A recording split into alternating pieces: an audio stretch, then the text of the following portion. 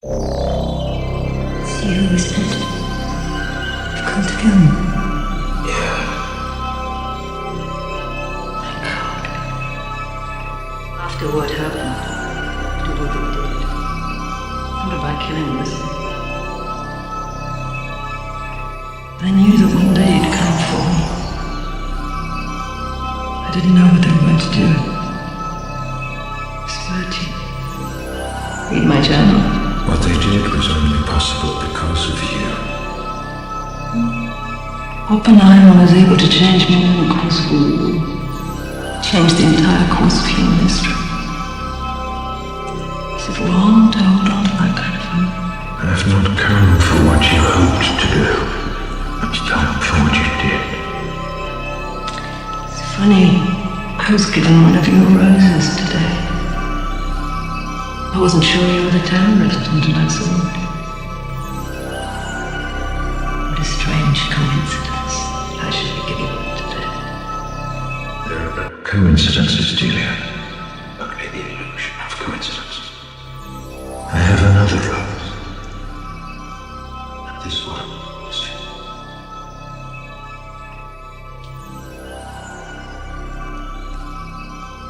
You're going to kill me now. I killed you 10 minutes ago.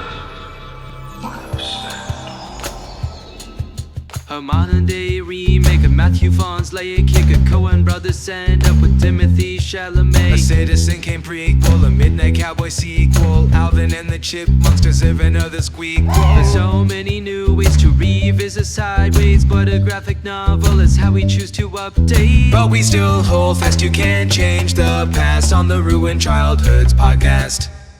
In the late 1990s, a new energy drink was launched in New Zealand and became so popular, its fame spread all the way to Australia. With a distinctive neon green can, V's flagship flavor also features bright red text and a Y2K energetic vibe, though it isn't affiliated with a different brand of go big or go home caffeine beverage, the more popular Mountain Dew. Founded in 1940 by Barney and Allie Hartman, the formula changed hands and ingredients a few times before eventually being acquired by Pepsi-Cola Corporation in 1965. The citrus beverage was advertised with a country western vibe and corresponding mascot Willie the Hillbilly, and featured the slogan, "It'll tickle your innards." The bigwigs at Pepsi decided in the late 60s to revise the branding for Mountain Dew to better appeal to a younger, more outdoorsy audience, which is ironic considering the eventual Mountain Dew obsession by incels, Twitch streamers, and a combination of the two. Gamers are known to favor some of Mountain Dew's varietals, specifically Mountain Dew's Code Red, Livewire, Voltage, and longtime Taco Bell exclusive Baja Blast, though it's now available in retail stores. Mountain Dew also created flavors and variations to tie in with pop culture phenomena. In 2005, 7-Eleven released a limited edition tangy grape Slurpee flavor called Darth Dew to tie in with the release of Star Wars Episode III: Revenge of the Sith. In an effort to appeal to the gamer crowd even more, Mountain Dew Game Fuel Citrus Cherry was released to promote the 2007 release of Halo 3.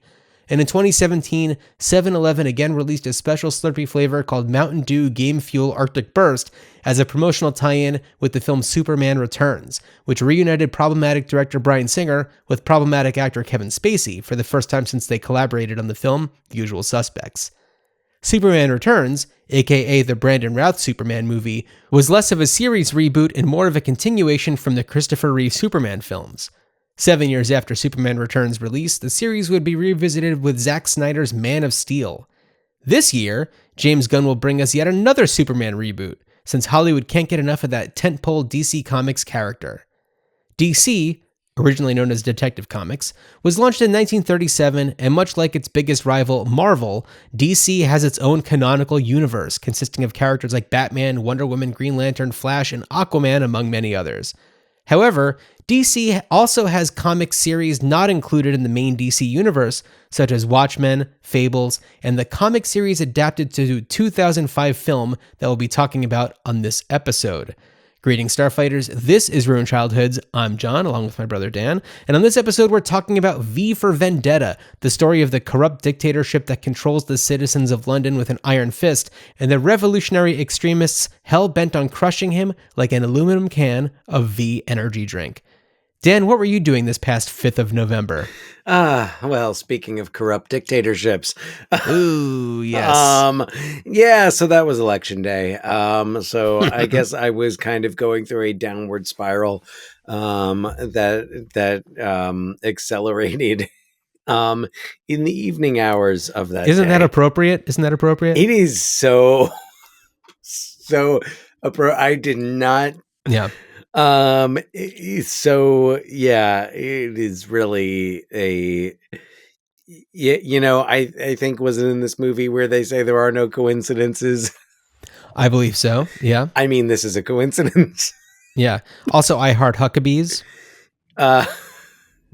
Oh, right. Just Where saying. they say there are no coincidences. Yes. Sorry. I was like, I'm like, what? No, did just- that just come out saying on November things. 5th? Is that what you were doing What were you doing November 5th, John? I was doing the same thing you were doing. Now that you mention it, I probably should have watched Die Hard Huckabees because, Yeah. how can you not smile?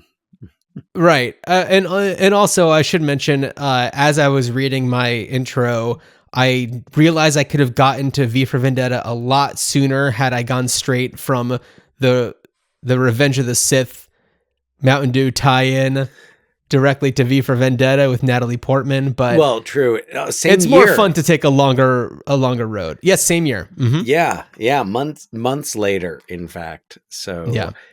no, but yeah, it's always fun going the scenic route on these, John. So I for one appreciate the effort. When I have a path set forth in front of me, I take it. And if I can reference the last movie we covered on this episode, even better. Well, I mean, yeah, wow. Superman Returns. That's okay. Also, on our like, last that was episode, the following year, I think, right? That was 2006. well, this said 2007 was the Slurpee. Oh yeah, you're right. 2006. Yeah. Anyway, on our last episode, we were talking about Kevin Spacey movies, and when there's problematic people involved in a movie, maybe giving it just one last watch and then retiring it from your selection process. And I feel like Superman Returns was retired for me the second after I watched it. Yeah, I'll say I love Parker Posey, but not right? enough to watch Superman Returns again. I saw Superman Returns in the theater and like it in a big like super sound theater. So it was really, I remember the opening of it being really awesome because it was just like Superman the movie, like the old Christopher Reeve movies. Right. And then it just kind of, it was like, okay, Diminishing returns. Like after the opening credits, after like the John Williams score just like pumping through my veins, diminishing returns. So anyhow, because then it's like even pre like, oh, Kevin Spacey is a criminal. It was kind of like he's no Gene Hackman, a criminal at best. Yes. I mean, well, a criminal on many levels. Yeah. So I'm like, it was just, at the moment, it was the best, most comprehensive word I could think of. But yes, and no Bryan Gene Singer Hackman as well. But yes, no Gene Hackman, who is he like? I think he's like 95 years old, and every now and again you He's see a just picture chilling. of him pop up. And good for him, man, Gene Hackman. I hope you're chilling. You deserve it. So I wholeheartily agree. anyway, and Brandon Routh, like trying to duplicate Christopher Reeve just was not. Well, that's what he was tasked to do. Well, no, I'm saying like that was not right. I'm saying like that was not the directorial choice so I do appreciate how Brandon Routh came back in Scott Pilgrim versus the World. Great in Scott Pilgrim. Yeah. And it was kind of a, I feel like it was kind of a reflection of this movie. And, it's like, hey, like I did the job I was given. Well, and in Scott Pilgrim versus the World, much like how Brandon Routh's character was taken down by the vegan police, Yes. We go to another police state in the movie V for Vendetta. Yes. With also like some interesting casting because as our fascist dictator here, you have John Hurt, who played the one rebelling against the fascist dictatorship in 1984. That's true. Played the I forget the name of the main guy, John Smith or something like that. And I know he was in Snowpiercer, kind of the like, wasn't he also kind of the main dystopian leader in that? Wasn't that Tilda Swinton? Tilda Swinton. There was John Hurt was somehow tied up. I haven't watched Snowpiercer since it came out. So. Winston Smith. He plays Winston Smith in 1984. And yeah, Snowpiercer. It's been a couple of years since I've seen it. I've watched it a few times. It's a great movie. Yeah, but V for Vendetta for me was one. When it first came out, I believe I saw it in the theater and haven't watched it since. Mm-hmm. And I feel like because of the way that the Guy Fawkes mask was then like co-opted by and the Guy Fawkes mask look was originated by the graphic novel, but the way that it was used by so many people rebelling against what they believed was tyranny, which is funny because it's everybody on both sides thinking that they're the ones that are the oppressed. No matter what the situation is. So it's just like everybody's wearing the Guy Fawkes mask. And of course, hacktivist group Anonymous, adopted it into their world. Yeah, I mean, it's kind of become one of those like classically misunderstood symbols in pop culture. Oh, by the way, John Hurt was as Wikipedia says, spiritual leader of the tail section. So he was part of the rebellion. Oh, he's part of the rebellion in Snowpiercer. Okay. Yeah, because the tail section that's the the poor, and that's who's rising up. Right. Yeah, I remembered he was part of it, but I couldn't remember which end he was on. Right. Yeah, but I knew Tilda Swinton was like one of the she was like a big baddie. Yeah, exactly. But yeah, so it kind of falls under the same category as the Project Anarchy in Fight Club, and the satires of Fight Club and American Psycho. People who don't get the joke and saying like, "Hey, wow, I want to identify myself with this guy." Sure. Oh, yeah. I don't know that you do, but okay. Well, what's also so fascinating. So, I was watching some of the special features on the Blu-ray for V for Vendetta, and there's a really great little like mini doc about Guy Fawkes and who he was, and the historians are just like, he wasn't even like the guy leading the rebellion. He's the guy who got caught and named names. Like he was just kind of like the patsy for it all. He wasn't even like the one orchestrating this plan to, blow up Parliament. Right. With all the gunpowder underneath and everything. He was just the guy who was like stationed at Parliament on November 4th that got caught. And he was vilified for it and everything. So it's like that is the true, like, I feel like one of the most commonly disputed things is the origin of the word fuck. And it's like, what if that's the true origin? It's like, oh, they fucked up. And then it just kind of evolved. He got fucked over by the people actually leading the rebellion. Yeah, you fucked yourself now, buddy, guy. Hey, guy, you got fucked.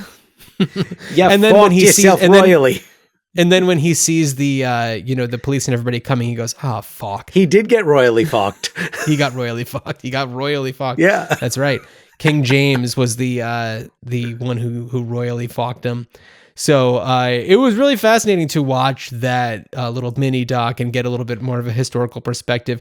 But he's the face, very much literally of this rebellion, and it's effective, especially in the movie. And now Guy Fawkes did not have like the Uma Thurman in Pulp Fiction haircut, or the Lady Gaga at the SNL 50th anniversary concert haircut. Oh, well, Miranda Richardson in the Crying Game. Miranda Richardson in the Crying Game 90s haircut. 90s art house folks. Exactly. The straight black hair with the bangs. Yeah.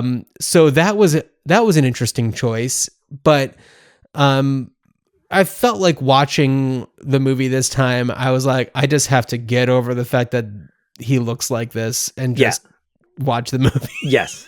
Yeah. There's definitely a lot more in this movie, and watching it now, and I mean, I saw it when it came out, and it came out during the George W. Bush presidency, which, that we thought it was bad then. I know. But I remember it really things like this and Children of Men, I love Children of Men, as reproductive rights, women's health are, under attack and are threatened. Those things in that era really reverberated. And now it's a 5-alarm fire.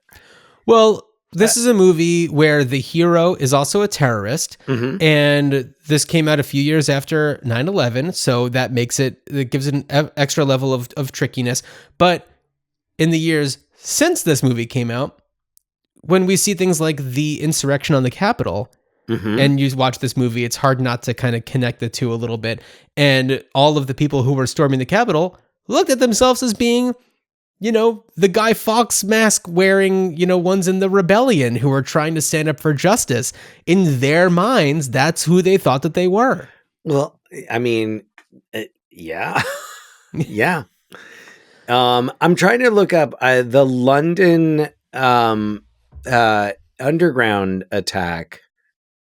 Oh, I think right around, I think that was kind of something that, so that happened July 7th, 2005. So it was after this movie came out, but I remember when did this one come out exactly? I want to say April 2005. Okay.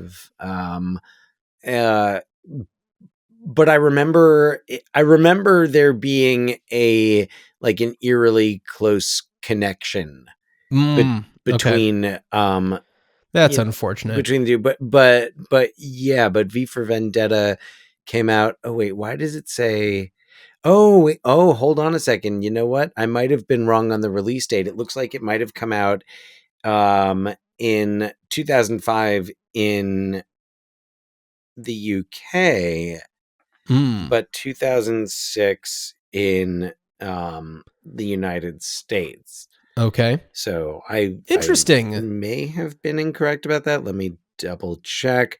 Okay.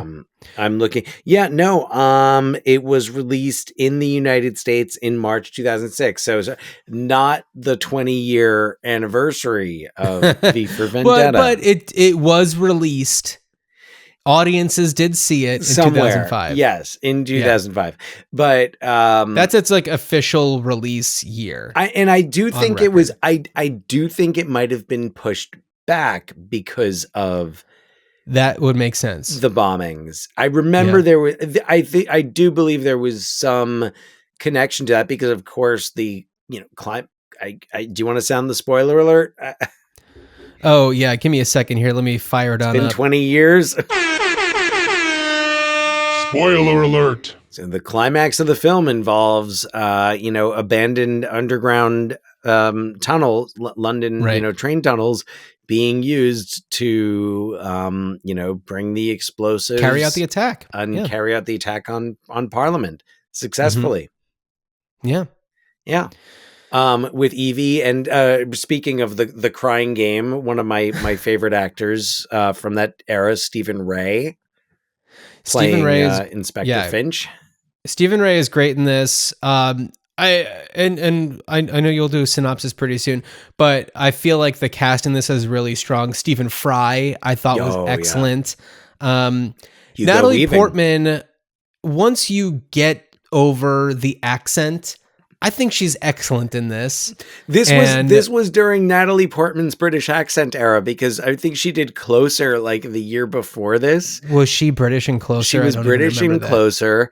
And I feel like in Star Wars she had some affectation. Oh yeah, I mean mostly in the Phantom Menace. I think that she kind of lost it by the time it got to the Sith. Yeah, Revenge of the Sith. I mean, you spend enough time in the desert sands of Tatooine, you know, you shed the nobility. It all blends together, kind of like how Carrie Fisher in A New Hope was doing a British accent and then lost it by Empire Strikes Back. It's Moira Rose. I love imagining in the Schitt's Creek universe that Moira Rose, a younger Moira Rose, was up for the role of Princess Leia. That is so funny. I don't think that was ever referenced, but it would work. It would work. I love it. Anyway, yeah. But back to this. Yeah, no. So this was in Natalie Portman's British accent era, and also, I've always been such a big Natalie Portman fan. I know that, you know, she could be hit or miss for a lot of people, or some people might even consider her, you know, a schlock actress or whatever, but I really like her. I always have, you know, The Professional, starting there, The Professional. Excellent. Yeah. Beautiful Girls, you know, it's a problem there. It's kind of a problematic thing, the relationship between her character and Timothy Hutton's, but that movie, I remember being, you know, a standout and being impressed by her in that. But yeah, The Professional. And then, I mean, recently, what was the flick she did with Julianne Moore, the Todd Haynes movie, May December? Oh, May December. Yeah. Yeah. She's great in May December. Yeah, I've always just been a big fan, and even when there were ones where they maybe weren't as strong. Black Swan, exquisite. But you know, we talked about Garden State before. Yeah, and that's one where people give her a lot of flack. And Manic it's just Pixie. Like, yeah, but it's like it's not her fault that, you know, that was written that way. I mean, I thought was really strong in that movie, and she's, you know, one of the stronger emotional cores of that film. So mission accomplished on her end. Come on, she made an entire generation start listening to the Shins. That's true. I have been on a Shins kick recently. Not really? Nothing to do with Natalie Portman or Garden State. I just I went back to Shoots Too Narrow, like a song from it got into my head recently, and I was like, you know, just listening through it, and I was like, I haven't listened to this album in a long time. I'm enjoying it.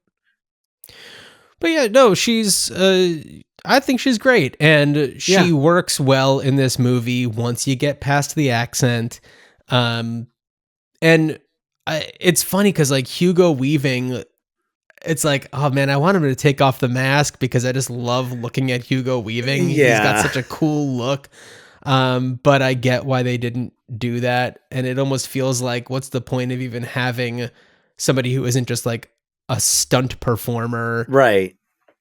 As the body. In some shots, it's not him. It's the actor who was originally cast, James Purefoy. I don't know if I'm pronouncing that right. I think so.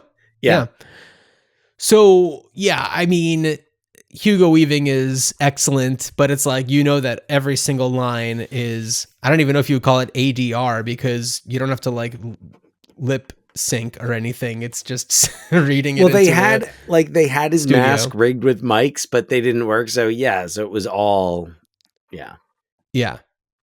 And you have to suspend your disbelief a little bit, where it's just like, if someone's wearing a mask, you're not gonna be able to hear them as clearly, especially if it's that tough of a mask that can like withstand the amount of impact it's getting most of the time, especially in some of those bigger action set pieces. Yeah. You're not gonna be able to hear anybody talking through that thing.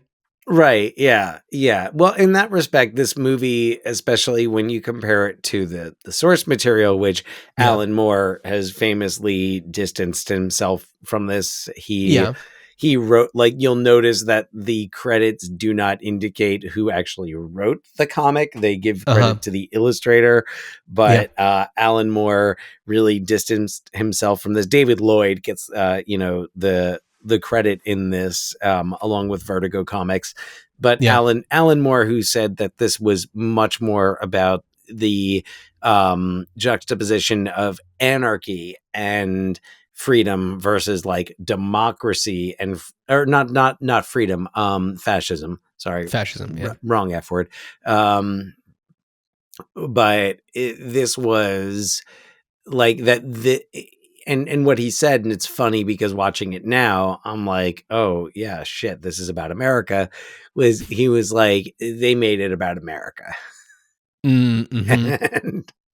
And it was like, then it was like, oh yeah, kind of, but now it's like, oh shit. Yeah, I mean, oh well. It's a Hollywood movie. Right. No. And Alan Moore is kind of famous for being, like he just does not, I don't know that he's approved of any adaptation of his work. Especially he got, I think like it was League of Extraordinary Gentlemen was such a, like he got so burned by that. And I feel like there was another project as well around that time that he was just like, I like fuck Hollywood. Yeah. Take my fucking name off of it. And yeah. And I remember reading the graphic novel 20 years ago. Did you read it before the movie came out or after? I think I read it. Or it was 20 years ago and you don't remember. It's 20 years ago and I don't remember, but I think I read it before. Mm-hmm. Yeah. I haven't read it, but I've heard that it's a really beautiful, like well-made graphic novel. Yeah. It's the artwork is extremely cinematic, which lends itself to a very easy adaptation. Absolutely. In the visual style. And it makes so much sense that the Wachowskis wrote this, which allegedly they had written even before The Matrix came out. And so for the success of The Matrix to lead to them being able to kind of make their passion project with, and I'm blanking on his name. Who directed this? James McTeague, who was the assistant director on The Matrix. Yeah, right. Yeah. And so for them to partner up, does a nice job with this. Does a really nice job. I mean, I feel like visually this movie's a lot of fun. It moves really well. There are some moments. So like from the time that Evie, Natalie Portman's character, distances herself from V to the time that she is reunited with V, I kind of like, lose consciousness a little bit. Right. I drift a little bit there. Right. But, yeah. Yeah. But it's like, even if you miss that stuff, you don't really lose anything. No. I remember feeling at the time that like this was a solid, like, spring movie. It's like back, I feel like when movie releases were paced this way, it was like those movies that came out to prime you for the summer movie season. Yeah. It was like the pre-summers movies like this. And actually Watchmen, I think, also came out. It was like a March that makes sense. release. Yeah. But like those movies that like, you're like, I feel like Blade was a spring movie as well. Okay. So yeah, they're kind of priming you. And that was how I felt about this movie. It was like, yeah, that was fun. Like, I'm glad I saw it. It's not my favorite movie.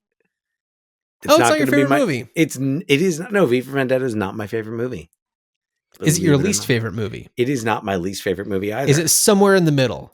I would probably, of all the movies I've seen, it probably sits, probably closer, like probably prime in the middle, or maybe a little. Yeah, it's your mediumist movie. It might, no. I would say it's a little north of that. Okay.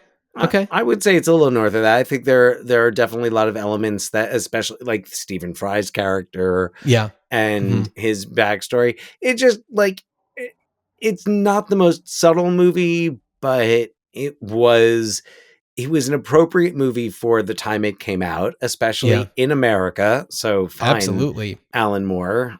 Okay. And then to watch it again now felt absolutely. Unfortunately, it's always going to be a prescient movie. Should I give a synopsis of it? Give a synopsis. I have yet to synopsize. Let's do it. All right, here we go. In dystopian London in the near future, Dictator Adam Sutler has complete control over the city's residents. But V, a masked extremist inspired by Guy Fawkes, initiates a year-long plan to destroy Parliament and dismantle the government figures responsible for his own torture and the deaths of his many fellow freedom fighters. On the eve of the first part of his very public plan, V encounters Evie, a young woman with a hidden passion for fighting the system. And with one simple act of defiance, she becomes a key accomplice in V's mission to take down Sutler and give London a fighting chance to survive. As V, we have Hugo Weaving, we have Natalie Portman as Evie, Stephen Fry as, why am I blanking on I don't remember his name. And I don't like TV Dietrich, personality. Gordon Dietrich. We've got Stephen Ray as Inspector Irving, John Hurt as Adam Sutler, and boy, there are a lot more familiar faces in this. Whose name? Tim Big. Eddie Marzan is in this, has a little part in there, and you remember him from movies like World's End. Okay, sure. British actors that pop up in Tim British movies. Pigott Smith. Okay. Rupert Graves. Sinead Cusack. Sinead Cusack is really good in this. She's the former Larkhill she's physician. very good. Yeah. And so fun movie. I mean, for all of the, echoes of fascism and everything. Yeah. As somebody who also puts this movie kind of in the middle, slightly above middle, it's a good once every 20 years watch, such as the case may be.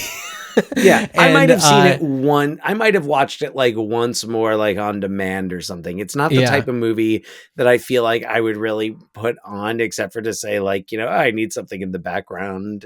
This will be fun. Right.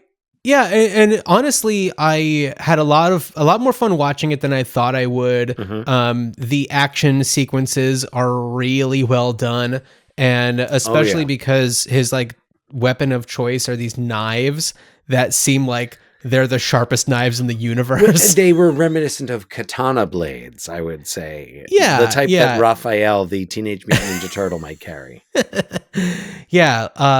Like a sai. They were these, and the way that he flips them around and the sound design with them and the visual of them flipping through the air and the slow motion, it's very effective, very cool, and incredibly engaging, and it makes you forget for a second his ridiculous Courtney Cox and Scream 3 haircut, and he's incredibly engaging, and it's a lot of fun to watch. I know that you said that you got past the haircut, but I don't know that. I love, by the way. But what I'm saying is that you can ignore those things because the rest of it is so much damn fun. Yeah, and speaking of, I love that your graphic for the episode is. Yes. If you are watching on Spotify or YouTube, you can see. I mean, even if you're me, not, you could probably view the episode art. Oh, right. The episode artwork is behind me. So, right. So it's the moment where V is cooking breakfast for Evie and is wearing the little flowery apron and holding the pan and but still completely V'd out. Yeah. The all black everything, the hair, the mask. Yeah. Yeah, it's a good time. This movie's a good time. Right. Well, okay. When I do make this artwork for it, a lot of times when I'm making the kind of thing, and also if you're watching it on YouTube or Spotify, scrolling along the bottom is that image, and so I try to think of something that is different enough from the poster art. Yeah. That is kind of a fun little thing to have in there. And I mean, it's the most fun moment in the movie. And it's great that this movie does have those moments that take you out of the seriousness of everything. And it lets you just breathe a little bit. Well, what's revolution without dancing? I think it's a paraphrase. Right. V. And one of the things that V is emphasizing is like this society that they're living in, this dictatorship, this police state, they have removed culture from society. And it's the town in Footloose all over again. It's the town in Footloose if that was like the actual law of the land. If John not just Lithgow's like, character yeah. was in charge of the entire country and was a lot more extreme. Right. And honestly, the way that they and there was no Diane Wiest to talk him down. There's no Diane Wiest to talk him down. I wish that there was. That's what everybody needs. Wiest as Diane Wiest on your shoulder, just kind of. Well, I mean, what comes after V? W. Oh, maybe we'll get to that in a little bit. But the Wicked Witch of the Wiest. But what we have for where V is living is he's taken all of the artwork that's been hidden from people, and he's just reclaimed it. And there's music that plays there. Mm-hmm. There's beautiful art that's on his walls in his little subterranean compound. And much like the Teenage Mutant Ninja Turtles, mad. Yeah. Splinter's over there eating some pizza. It's great. So those moments of lightness make this film work, because if it was just serious monologues the whole time, it would get so exhausting. And what are we fighting for? This movie has plenty of moments where it's just like, oh boy, yuck. And one of my criticisms of this movie has less to do with like the movie itself and more to do with like the way that this trope comes up. But and luckily this is a trope that isn't so much of a thing anymore, but like the woman with the beautiful hair having her head shaved moment. Yeah. Which her hair, she's got luscious locks in this movie, even when she's like living underground and certainly not getting like, professional hair treatments. She's got this great hair. Nope, and then it gets shaved off. But they always used to make such a big moment. G.I. Jane. Sigourney Weaver and Alien 3. Sigourney Weaver. Right. Demi Moore, current Academy Award nominee, Demi Moore. And I'm going to go ahead and venture to guess winner, but time will tell. And, without really giving much thought to who the other nominees are, I'm okay. I'm good with that. Yeah, I'm okay with that too. Yeah. And then Natalie Portman in this, there's the head shaving sequence, and it's made such a big deal out of. Whereas now we have moments like that to a little bit of a lesser extent, but like, Florence Pugh in We Live in Time shaves her head for that. And it's like not a thing because women aren't looked at the same way as they were even 20 years ago. These actresses. It's not such an act of rebellion, and it's not this, I feel like in these movies, it represents an abandoning of femininity. Yeah. Mm-hmm. Right. And absolutely right. Like, I think our society, in a large part, and when I say our, John, you and I both live in very progressive areas. Yeah. Where, like, this is not something that gets a second thought from most people, right? Or a first for that matter. But, yeah, it's not, we don't have that widespread association. Yeah. I think that for a movie like V for Vendetta, and also similarly for like G.I. Jane, I think that those were like this big impactful moment. I feel like a little bit less for Alien 3, only because Sigourney Weaver, there's a major progression for Ripley in the Alien movies. Well, and it's like she's been through so much that like it works so well, and it totally just like tracks. And G.I. Jane, it's a completely different situation because of the military, but like it's like a news making thing. It's a tabloid thing. Both Ridley Scott films, if I'm correct. Alien 3. Oh, no, sorry, not Alien. Sorry, David Fincher made Alien 3. Sorry. Yeah. No. Ridley, but Ridley Scott. Ridley Scott was Alien 1. Yeah. Alien, yeah. Where And Sigourney James Cameron Weaver's for luscious Alien. locks, they survive Yeah. until the third movie. Yeah. But and we're not going to talk about Alien, but there's a whole other thing about femininity and motherhood that ties into those movies. But that does not necessarily connect us here. No, for V for Vendetta, yes, I understand the symbolism of, she's shedding her past. She's shedding the things that kind of disguise her as being, part of the system and, a bystander, and putting her into a place where she is, she's molting and she's becoming something different. Yeah.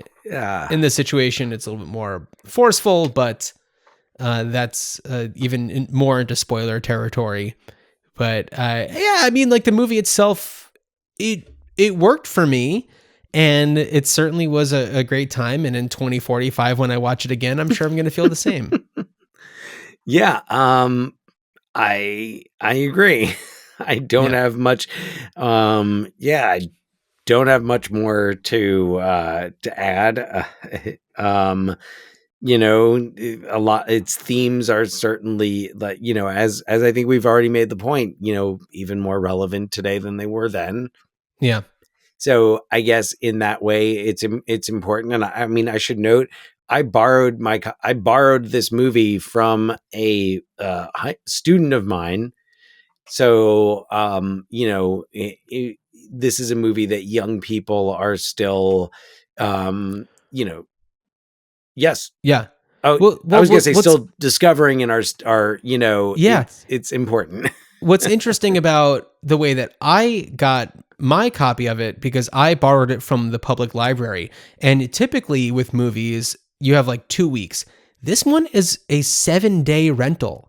So there must be, even though there weren't any holds on it at the time, there must be a demand for it. Oh, interesting. So I found that pretty fascinating. It's not like a special edition Blu-ray.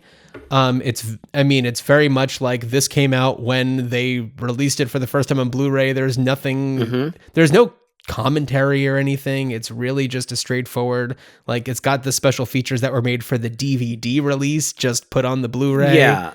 It's probably, the one that I borrowed, the student who had it, it's the, triple Blu-ray pack of V for Vendetta, Watchmen, and Constantine. I guess the Vertigo Comics triple feature. But they did buy it for V for Vendetta, and they were like very, there was a discussion to be had before they, agreed to loan it to me. And whereas I was like, take anything, because I've got a collection of DVDs in my classroom. Okay. And it's fun because you do hear kids talking about like buying DVDs and owning DVDs. And well, I love that. I love that physical media is a thing for teens, but also like not Blu-rays. And I guess like they have Blu-rays, but well, I guess it depends on what they're watching on. Cause like, I don't know if a lot of kids would watch their physical media on a game system. So which, if you have a PS4 that plays Blu-rays, right? Yeah. Plays Blu-rays. So, but kids are definitely, and it's funny because you mentioned like, oh, hey, can I borrow, like, does anyone have this that you can borrow? And you'll have like some kids who'll be like, oh, why don't you just, pirate it? And like, I'm like, well, first of all, because, it's pirating and, I'm not doing that, but also it's like you have the physical media, like, right. Yeah. I want to, especially if it's a Blu-ray. Right. The quality is always going to be best when you're watching it on something like a Blu-ray, if you can't get to see it in a theater with like, a DCP digital version or actual film. But even as somebody who grew up with VHS, like even a DVD is game changer. Yeah.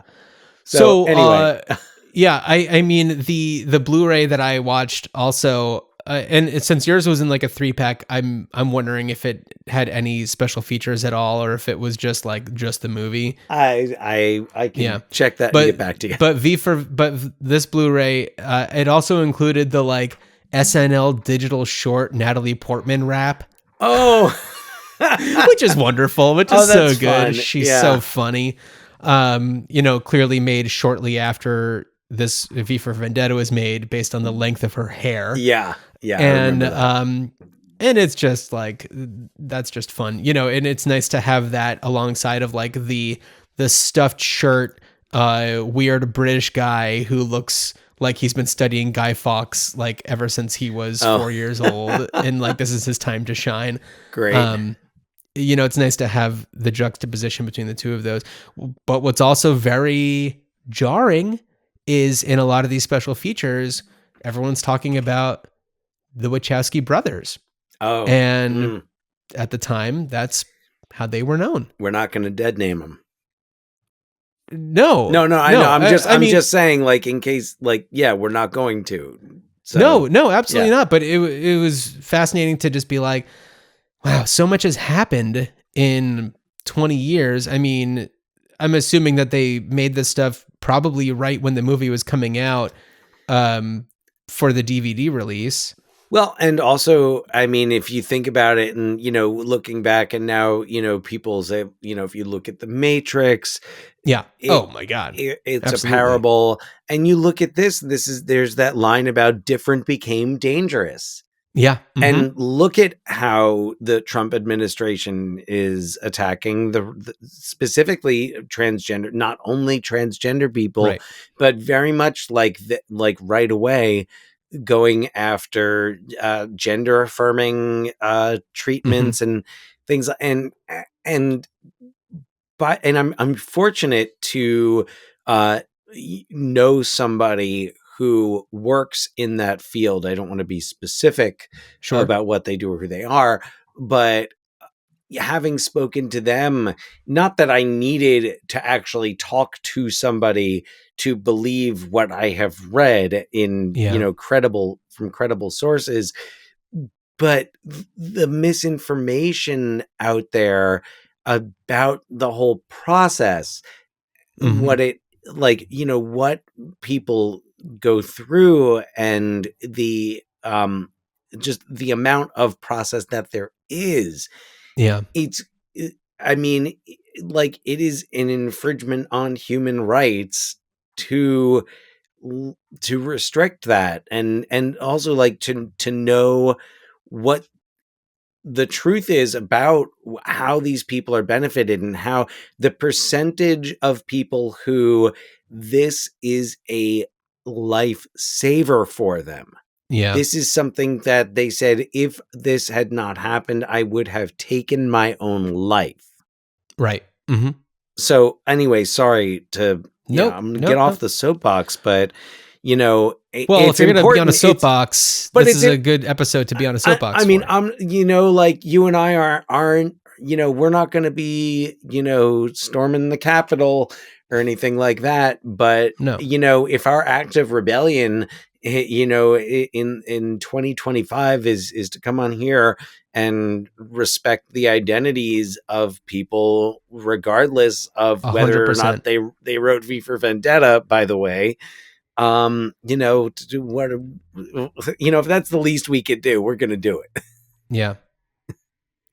Well, talking about the least we can do, Dan, what would you do to bring back V for Vendetta 20 years later? Well, assuming I still can in this country, and it doesn't end up, I mean, we keep going with book bannings and things like that. This is one that could very much end up on the pile. Absolutely. So, in addition to just preserving the, copies of the novel and, just kind of keeping the film out there, I think that in terms of taking source material and building off of it, Max did it, or HBO. I feel like it feels dirty to say Max, because it's not TV, it's HBO.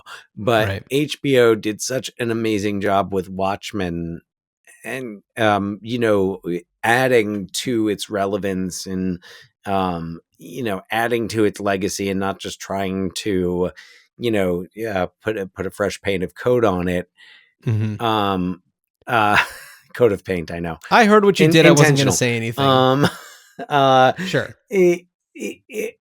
I feel like, why not go the same route here? Like, okay, a series. maybe this, like, it doesn't need to be the same creative minds, but I guess it doesn't have to be Max. There are so many different you know, creative platforms out there where you've got great artists who are doing, you know, things like taking source material, something like V for Vendetta, and building off of it. I just say Max or HBO because of specifically with Watchmen. I loved what they did with Watchmen. Yeah. What do you what and hey, Jeremy Irons as an older V, why not? Like, do you still have him under contract over there? Oh, was he on Watchmen? I didn't watch it. He was. So of the characters that from the original Watchmen that were carried over into this kind of reboot, he played one of the original Watchmen. Got it. I love Jeremy Irons. Yeah, love Jeremy Irons. You know, let's get him in this. He's British. One of my favorite Simpsons jokes was when this episode where Lisa finds this other family that they're all like intelligent. Oh, and yeah. She feels like she belongs with them, and they're playing this game where you name somebody names a celebrity, and you have to come up with an anagram of their name that describes the person. And hers is Jeremy Irons, and she's just like, Jeremy Irons. Like, I don't know. It's just so good. What a funny person to reference on like a show like that. I just love it. Perfect. Perfect. Yeah, absolutely perfect. It's great. Anyway, what's your scheme? Well, this is kind of going off of something that we were talking about earlier, where it is the way that the Guy Fawkes mask has been appropriated by anybody who feels like they're going up against tyranny, essentially, and the confusion that comes when everybody thinks they're the ones that are being wronged against, you know, on the other side of the government. And I feel like there could be a great satire movie that's done like about everybody kind of co-opting the Guy Fawkes mask and the way that it's been like completely ridiculous-ified. I'm imagining like opposing protesters all wearing the Guy Fawkes. Yeah. So I don't know exactly what it is, but I'd love to see something that it's just like everybody feels like they're the victim. Yeah. And everyone feels like they're going up against, you know, the authoritarian regime, but I'd love to see Adam McKay and Taika Waititi get together on this. And that makes sense. I mean, yeah, like a Jojo Rabbit / like Dick. I loved Adam, like of the Adam McKay political satires. I mean, I love The Big Short. But Dick, I loved what he did, and especially you talk about the movie a lot. I've never seen it. I need to watch it. Really? Yeah. Or no, I'm sorry, not Dick. Vice. About I was Dick like Cheney. Dick? About Dick Vice. Cheney, who was a dick. But yeah, in Vice, and yes, you should definitely see Dick with Dan Hedaya and I would say, Kirsten Dunst, Michelle Williams. But in Vice, I love Adam McKay's like surreal satirical approach, and that the Alfred Molina scene is like chef's kiss. Well, the scene where he and Amy Adams are in bed together, and it goes into this like Shakespearean, you know, dialogue. It's so it's so brilliant. I love it. So I agree. He'd be a great creative mind to go into this. And also it's like, I wonder where the Wachowskis would stand with, you know, getting involved with something like that, because Yeah. You know, and something else I had here in my notes but forgot to mention is I'd be interested to see their take on like a movie about Guy Fawkes. Right. Yeah. So, I mean, although I could yeah. actually, now that you're like thinking back to talking about like how Guy Fawkes was just like the guy who got caught. Here's the patsy. Yeah. It would be, I feel like in that like Adam McKay, Taika Waititi collaboration, that's the prologue. That's like the pre-credit sequence is that like. Well, and in V for Vendetta, it shows Guy Fawkes, you know, getting caught and hanged and everything, but it's like it doesn't go into what these historians were saying about the reality of know, what went down. It would be funnier in your version and probably more accurate. Right. I mean, in an Adam McKay version, it would certainly, you know, take what we see in V for Vendetta and kind of flip it on its side a little bit. But yeah, you know, there's just so much that gets misunderstood and lost fun with these movies where, you know, especially when the look of the Guy Fawkes mask gets so far removed from its original intent and becomes the opposite of what it means. Or it just loses its meaning. It loses its meaning, and I love the idea of that. So that's where I am with it. Because, I mean, like V for Vendetta itself as a story, it's like, it's so self-contained. There's nowhere else you can go with that because the end of the movie is satisfying and it's setting out to what it accomplishes what it sets out to do. Another moment that I actually really liked that made me think a lot about where we are politically, you know, present day. It's when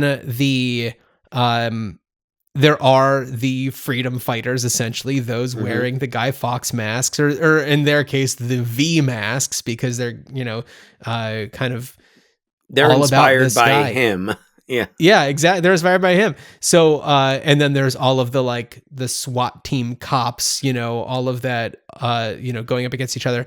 But because they aren't getting the orders from the person that's supposed to give them orders to retaliate, they just stand still while all of the protesters in the V masks are kind of moving through them. And it's so much of that, you know, the Nazi thing where it's like everyone's following the orders. Somebody's following somebody else's orders, but when there are no orders to follow, what do you do? Well, and I mean, the Nazi parallels are, they're not subtle. Not subtle. How could you not see them? Oh boy. There we go. Did not see that one coming. I did see that one coming though. So the one other thing that I have about this movie it's not a complaint, but it's kind of like this is the way that I think about it, is like V is theoretically, with the exception of Evie, working on his own to do all of this stuff. So that means that he's, you know, sitting at his computer on like Adobe InDesign or Illustrator, creating the little like bug that goes in the corner of the TV screen that says like VTV when he's like doing his broadcasts. He's like, you know, learning how to do graphic design. This is a time pre-YouTube. So it's like he's having to like it does ambiguously. Sure. Yeah, exactly. So it's like he's having to like learn how to like do graphic design. Also, it's like in the whole sequence where Natalie Portman is imprisoned and there's this person that's, you know, questioning her. So, and this is another spoiler alert kind of thing. I'm not going to sound the alarm, but like, it's V who's doing this, and so is he putting on disguises? Does he hire an actor to come in and do this? Like, what's the process there? It's like there's so much going into everything that he's doing. It's just like, how is he accomplishing all of this stuff? And it's like, it's not so much of a gripe, but the one thing I just love is the idea of him sitting at a computer learning how to like use Adobe Illustrator and, you know, all this kind of stuff. So anyway, he's looking up tutorials. Yeah, he's looking up tutorials on whatever Or he's going on whatever chat boards, like whatever in 2005 they envisioned the 20. I guess this takes place. It's really hard to pin down, but like, yeah, not 2025, but like maybe not long after. It's like in the not too distant future. Right. Yeah. I guess but, that's V's specific. over there like logging into a VPN. A VPN. Maybe he has his own VPN. Yeah. So, also he's setting up all those dominoes. How long did that take him? Yeah, you know what? Now that you brought that up, yeah, that was kind of like, I guess he has a long time to wait because he only does shit on the 5th of November. So, well, you'd think that he's having to do a lot of preparation to get from 5th of November to the next. But he was like done on the 3rd, so he had a day to like do dominoes. Well, I guess I'll just play with my dominoes, make my name. Yeah. It's like nothing else to do. I've listened to every record on the jukebox, like A-side, B-side. I'm going to do something really symbolic. I'm going to do a symbolic thing now. And I got all these dominoes. They outlawed those a few years ago. Would it be the ultimate act of rebellion? I got my custom dominoes. Although I will say it's fun to knock down. You know what I've done with my son, who's a toddler. And you knock him down? Yeah, I set him and the other toddlers up, and I'm like, stand really, really still. And I tip one over, and then they all, because they just listen. Toddlers just follow. Toddlers and Nazis, they just follow orders. Actually, no, toddlers do not follow orders. Toddlers do not follow orders. I was going to say, setting up a bunch of toddlers as dominoes seems like a much harder task than setting up all of the V dominoes that he did. No, but you know what's fun to use as big dominoes? Cereal boxes. Oh, yeah. There's a life hack. Not really. I don't know. It's not a life hack at all unless you've just been like, I love knocking down dominoes, but I wish they were like 10 times the size. I love knocking down dominoes, and I have way too many empty cereal boxes. I don't know. When you have a toddler, this is what happens. Okay. That's true. But yes. If all of you listening have an idea of how you would want to bring back V for Vendetta or any other movie that we've talked about before in this podcast, email us, ruinchildhoodspod@gmail.com. This is our V for Vendetta episode. Last episode, we did the usual suspects. We are going alphabetically up and then back down again. It's a year-long series. There's 26 going up plus 26 going back is 52. So, we are cruising through. We are almost at the apex of our little mountain, and we really are. Yeah. And also, if you have suggestions or requests for what you want us to do on the way down, going from a Z to A, email us ruinchildhoodspod@gmail.com. Dan, what are we doing for W? Our W movie, we are picking up the W's. 2 W's. We are bookended by W's with a couple of L's in the middle. Add an I, add an O, and what do you have? It's Willow. 1988's fantasy spectacular, directed by Ron Howard, starring Warwick Davis in the title role, Val Kilmer as the great Medmardigan, and we've got Joanne Whalley, pre-hyphenate Kilmer. We've got Gene Marsh, and we've got original Munchkin Billy Barty. Oh, yeah. Right. And by the way, we also have our podcast favorite Kevin Pollak and Rick Overton in the cast. So Willow, a movie I'm looking forward to talking to. When you talk about Billy Barty, another Ruined Childhood's favorite. Well, yes. From Gwildor and UHF. Gwildor and from Gwildor from Masters of the Universe. Noodles McIntosh from UHF. So we love and we've done the Warwick Wizard of Davis Oz of the Leprechaun movies. Leprechaun, also of Return of the Jedi. Jedi. Well, we haven't done that. Yeah, no. But absolutely. And we love Val Kilmer. Tombstone, we've done. I just watched The Island of Dr. Moreau. Oh boy. I've never been able to bring myself to watch it. It's streaming on Prime right now. Should I do it? Dude, it is wild. It's another really quick one. May I, while we're talking about streaming on Prime, just because I just finished watching it earlier this morning, okay. William Friedkin, 1985, To Live and Die in L.A. Okay. Another movie that, interesting if for nothing else than the decision to say, hey, you know what? Wang Chung, if everybody's going to Wang Chung tonight, make the score to this movie. They did the score for the movie? Wow. Yeah, but it's, it's a really great, like, mid-'80s kind of neo-noir. William Peterson is the lead in it. A young Willem Dafoe is the villain. Yeah, it's a good time. Okay. And you know who else is in it? Robert Downey, not Jr., Senior. Robert Downey Sr. Cool. So anyway, there's your streaming on Prime double feature for you. Sounds good. Ooh, what a weird double feature. Yeah. Well, anyway, Dan, as you are walking through a blaze of fire, I wish you a good journey. Good journey.